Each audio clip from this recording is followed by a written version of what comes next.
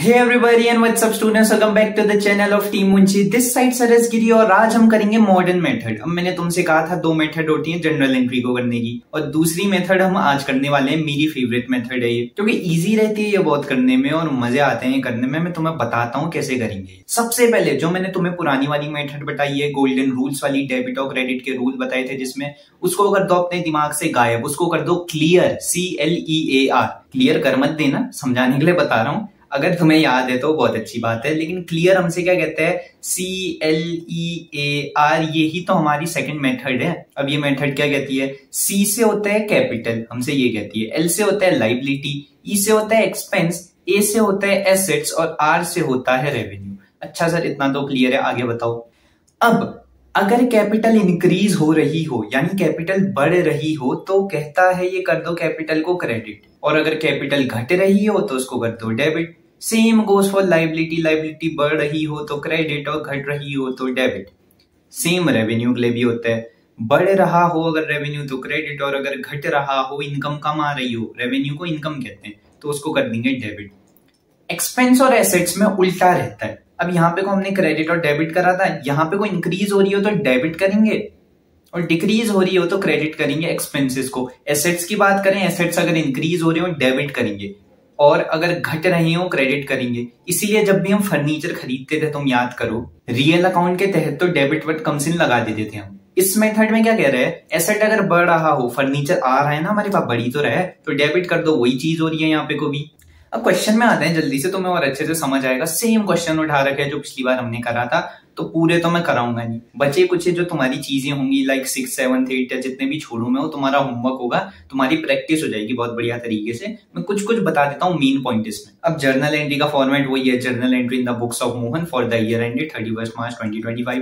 Date particulars ledger folio, debit और credit दे दिया है। उसके साथ डेट लिखेंगे 1 अप्रैल 2024। तो सबसे पहले हम यहाँ पे को डालेंगे 2024, यानी साल जो है 2024 और 1 अप्रैल। सबसे पहले एंट्री मैंने तुम्हें क्या बताई थी? बिजनेस स्टार्ट करने की होती है, और मैंने कहा था वो अपने गले में कंठस्थ कर लो या रट लो कहा था।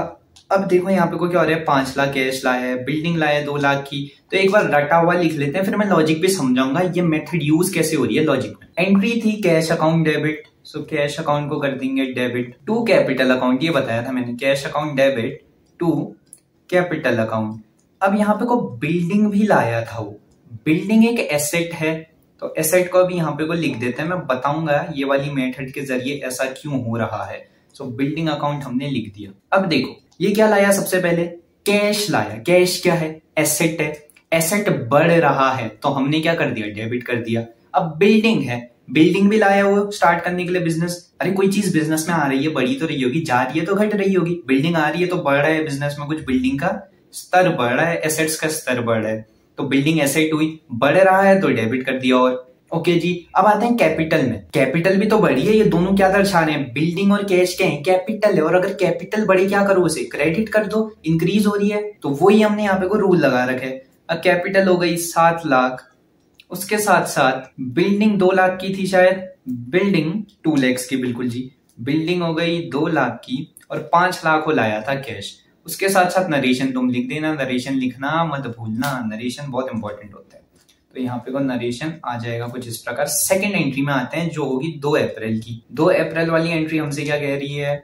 Deposited 3 lakh into the bank. कौन सी दो चीजें हैं इसमें? सबसे पहला कैश और दूसरा बैंक। अच्छा जी, कैश क्या होता है? एसेट होता है। तो कैश जब हम बैंक में जमा करा रहे हैं फर्म से, मैंने उस दिन भी बताया था जब मैं गोल्डन रूल्स पढ़ा रहा था, कि अगर पैसा फर्म से बाहर जाए यानी कम हो रहा है, भले ही खर्च ना हो रहा हो लेकिन फर्म से तो बाहर जा रहा है ना, तो एसेट कैश क्या हो रहा है? डिक्रीज हो रहा है, क्योंकि वो बाहर जा रहा है, तो क्रेडिट कर देंगे सबसे पहले कैश को यहाँ पे को। सो टू कैश अकाउंट लिख देंगे यहाँ, टू कैश अकाउंट। डेबिट क्या हो गया? ऑब्वियस सी बात है, बैंक अकाउंट डेबिट होगा, तो बैंक अकाउंट को कर देते हैं डेबिट। और कितना था ये? 3 लाख। सो 3 लाख यहाँ पे को लिख देंगे। अब बैंक अकाउंट डेबिट क्यों हुआ ये देखते हैं। कैश का तो समझ आ गया होगा, एसेट है, एसेट घट रहा है क्योंकि फर्म से बाहर जा रहा है, और कोई भी एसेट घट रहा हो रूल के अकॉर्डिंग उसे कर दो क्रेडिट।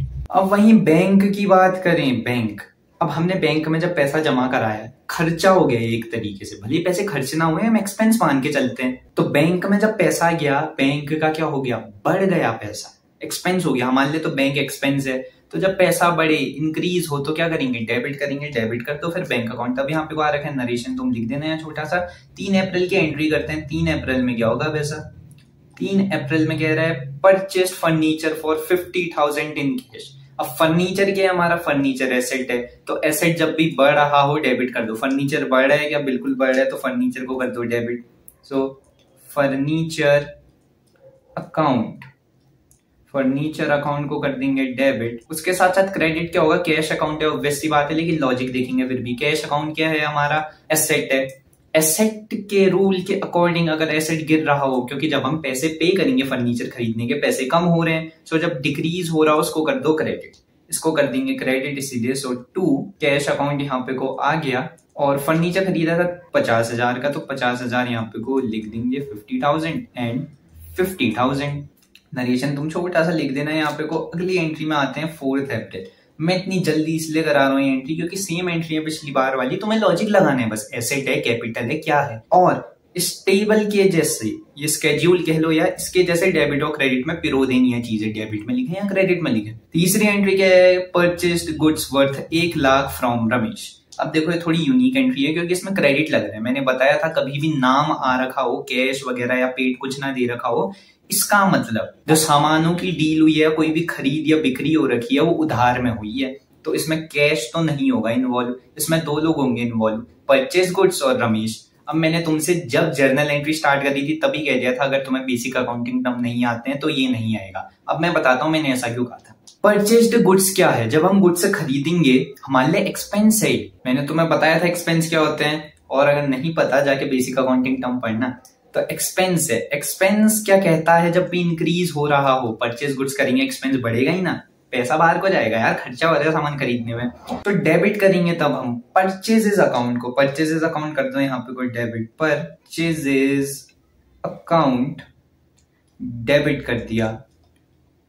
2 क्रेडिट किसका अकाउंट करें, कैश तो क्योंकि है नहीं, रमेश बचा है, रमेश किस अकाउंट में आएगा सर, रमेश क्या है, एक लाइबिलिटी है। लाइबिलिटी पे मैंने तुम्हें पढ़ाया था। देखो मैं इतने जल्दी बता कैसे रहा हूँ ये एसेट लाइबिलिटी है, क्योंकि मेरे को बेसिक अकाउंटिंग टर्म पता है, मेरे को क्लियर है बेसिक अकाउंटिंग टर्म होती क्या है, इनको मैं एसेट कहूंगा या लाइबिलिटी कहूंगा। तो अभी जाके तुम पढ़ो क्या कहेंगे इन्हें, रमेश लाइबिलिटी। ऐसा क्यों, उधार में जब हम इससे सामान खरीदेंगे हमारे ऊपर एक कर्जा आ जाएगा रमेश का कि इसको पैसे चुकाने हैं बाद में, इसीलिए रमेश लाइबिलिटी होगा हमारे लिए। और लाइबिलिटी जब भी बढ़ रही हो हम उसे करेंगे क्रेडिट, तो इसको कर दो क्रेडिट। 2 रमेश एपोस्ट्रोफी एस आएगा, रमेश अकाउंट। और परचेज कितने की करी थी, 1 लाख की, सो 1 लाख लिख देंगे यहाँ पे को, क्योंकि पैसे तो पे नहीं करे, उधार में खरीद रखे। नरेशन तुम लिख देना goods purchased on credit from Ramesh. 5 अप्रैल की एंट्री देखते हैं ये कह क्या रही है। 5 अप्रैल कह रहे हैं पे 2000, ये वाली तुम खुद कर लोगे क्योंकि सेम एंट्री है, ये सेल्स वाली है इस बार। सेल्स का मैं बस ये बता दूं तुम्हें, परचेजेस अगर एक्सपेंस हो रहा था, सेल्स क्या होगी, सामान जब बेचोगे पैसा आएगा तुम्हारे पास। पैसा आएगा क्या होता है, वो रेवेन्यू होता है, बेसिक अकाउंटिंग टर्म है रेवेन्यू। यहाँ पे वो लिख रहा है डेबिट करोगे या क्रेडिट करोगे, बची हुई चीज के नाम है, उसका नाम क्या हो जाएगा, लाइबिलिटी होगी, एसेट होगा। इस बार ये लाइबिलिटी नहीं होगी। ऐसा क्यों सर, अरे सुरेश से बाद में पैसे लेने हैं। एसेट क्या होते हैं, जो फ्यूचर में या अभी फायदा पहुंचाए, सुरेश हमें बाद में फायदा पहुंचाएगा भाई, सुरेश हमें बाद में पैसा देगा, इसीलिए ये एसेट के अंदर आएगा। इसमें कोई कंफ्यूजन है कमेंट बॉक्स में बताना, मैं और समझा दूंगा वहां पे को। फिलहाल आगे बढ़ते हैं 5वीं एंट्री में। Pay 2000 as rent, 1000 as electricity charges in cash. अब इसको एक साथ कंबाइन करके लिखेंगे। पिछली बार मैंने बताया था अलग अलग भी लिख सकते हैं, एक बार रेंट की कर ली, एक बार इलेक्ट्रिसिटी की कर ली, और एक हो सकती है यूनिक टाइम बचाने के लिए दोनों को ही कंबाइन करके लिख दो, जिससे टाइम भी बच जाएगा, स्पेस भी बच जाएगी। तो कैश, कैश क्या हो गया, एसेट हो गया, दोनों में पे कर रहे हैं, यानी कैश बाहर को जा रहा है। अब एसेट कोई डिक्रीज हो रहा हो, बाहर को जा रहा हो, क्रेडिट कर दो, सो कैश अकाउंट तो क्रेडिट हो जाएगा। यहाँ पे को लिखेंगे 2 कैश अकाउंट। कैश अकाउंट था 3000, क्योंकि 1000 थे हमारे इलेक्ट्रिसिटी के और 2000 थे रेंट के। उसके साथ साथ अब क्या है, रेंट और इलेक्ट्रिसिटी चार्जेस है, दोनों के एक्सपेंस है, खर्चे हैं। खर्चे अगर बढ़ रहे हो कहां लिखेंगे उन्हें, डेबिट साइड में लिखेंगे। लिखो फिर rent account, rent account debit, उसके साथ साथ इलेक्ट्रिसिटी चार्जेस अकाउंट डेबिट। और रेंट का था 2000 और इलेक्ट्रिसिटी चार्जेस का था 1000।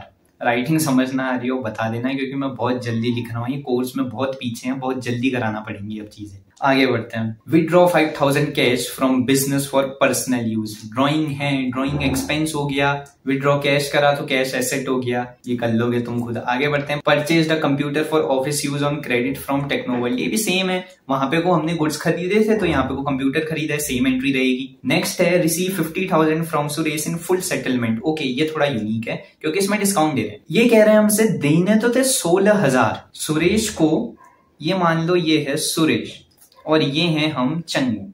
सुरेश को चंगू को देने थे 16,000 रुपए, रुपीज 16,000, लेकिन इसने सिर्फ कितने ही दिए, 15,000 दे रखे हैं। और चंगू ने कहा चल 15,000 दिए, 1,000 का मैं तेरे को क्या दे देता हूँ, डिस्काउंट दे देता हूँ, ये पैसे मत दे, तेरी फुल सेटलमेंट हो गई है, तेरा पूरा खाता बंद कर दिया मैंने, अब उधार तेरे को देना ही नहीं है मेरे को। तो यहाँ पे को उधार वाला अकाउंट भी आ जाएगा जिसको कहेंगे डिस्काउंट। अब डिस्काउंट हमारे लिए क्या है, एक्सपेंस है। 3 अकाउंट लिख लेते हैं। सबसे पहले क्या आएंगे, सबसे पहले तो सुरेश का अकाउंट आएगा, SURES, सुरेश अकाउंट। सुरेश क्या था हमारे लिए, एसेट था, क्योंकि हमें पैसे दे रहा है। कोई भी हमें फायदा पहुंचा रहा हो पैसों में, किसी एसेट में, उसे हम एसेट ही मान के चलेंगे। तो सुरेश हमारे लिए हो गया यहाँ पे को एसेट। उसके साथ साथ दूसरा अकाउंट किसका है, चंगू का है, लेकिन चंगू को मिल क्या रहा है, कैश मिल रहा है। सो एक तो हो गया कैश अकाउंट, जो हम एसेट कह सकते हैं इसको भी। और नेक्स्ट है डिस्काउंट का अकाउंट, इसको लिखते हैं दूसरे पेन से, डिस्काउंट का अकाउंट। डिस्काउंट का अकाउंट हमारे लिए है एक्सपेंस। एक्सपेंस कैसे, खर्चा हो रहा है यार, घाटा हो जा रहे हैं हम, तो 3 अकाउंट इसमें इन्वॉल्व है। अब सुरेश क्या कर रहा है, जब हमें पैसे दे देगा ये हमारे लिए और एसेट रहेगा क्या, नहीं रहेगा, क्योंकि इसने तो पैसे चुका दिए हैं, अब थोड़ी देगा हमें फ्यूचर में पैसे। तो एसेट कम हो रहा है। तो अगर एसेट कम हो रहा हो, डिक्रीज क्रेडिट कर देंगे। तो सुरेश को कर दो क्रेडिट, यहाँ पे को लिखेंगे टू सुरेश '(S) अकाउंट। यहाँ पे को लिखेंगे डेट 6 अप्रैल, 6 नहीं थी 8 थी मेरे ख्याल से, 8 लिख देते हैं। सुरेश अकाउंट ये लिख दिया। इसको देने थे हमें 16,000, लेकिन इसने दिए कितने, 15,000 दिए और 1,000 का डिस्काउंट। ये मैंने इतने तेज कैसे लिख दिया, प्रैक्टिस है भाई, तुम भी करोगे आ जाएगा। अब देखो आगे बढ़ते हैं।